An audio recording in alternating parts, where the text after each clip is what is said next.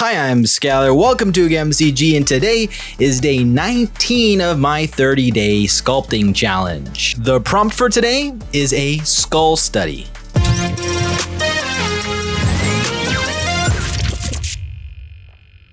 With how much trouble I've had with all of these studies I've been doing, I thought it would be better to just strip back everything and focus on the structure that everything sits on, the skull. For this one, I used the Anatomy for Sculptors series of the head and neck and the facial features one, and a bunch of other references that I found online. I started with a simple sphere, mostly using the move brush to get that weird egg-like skull shape, and then I tried cutting and flattening the sides, but for some reason that just didn't look right to me, so I backed off to keep things simpler. I stayed very low resolution at the beginning so that I could focus on the primary forms, and I'm really glad that I did that. Naturally, I start carving in the eye sockets, forming the brow ridge and then bony areas around the eyes, and then I cut into the nose opening, or foramen, whichever it's called. I used an insert IMM brush to drop in a sphere, and then I played around with it using Sculptris Pro and Snake Hook to sculpt the zygomatic arch. I actually spent a lot of time trying to understand how this area works.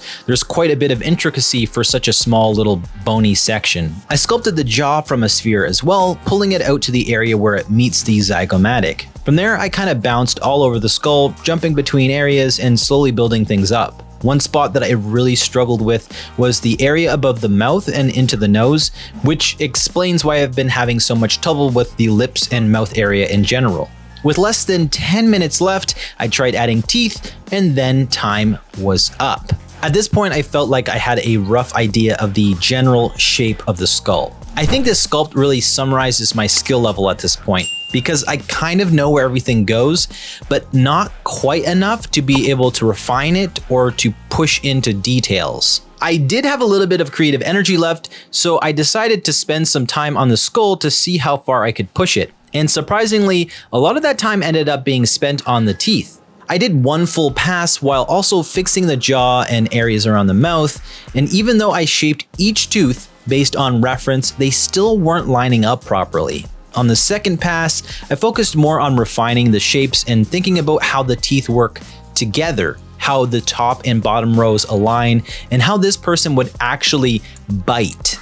And I think that extra pass really made a difference. I'm still not completely satisfied with it yet. I know some things are wrong or missing, but I'm not really quite sure what those are yet. I think this is one of those points where your eye is further than your skill level, and you know something is off, but you just don't quite have the tools and skill set to be able to fix it.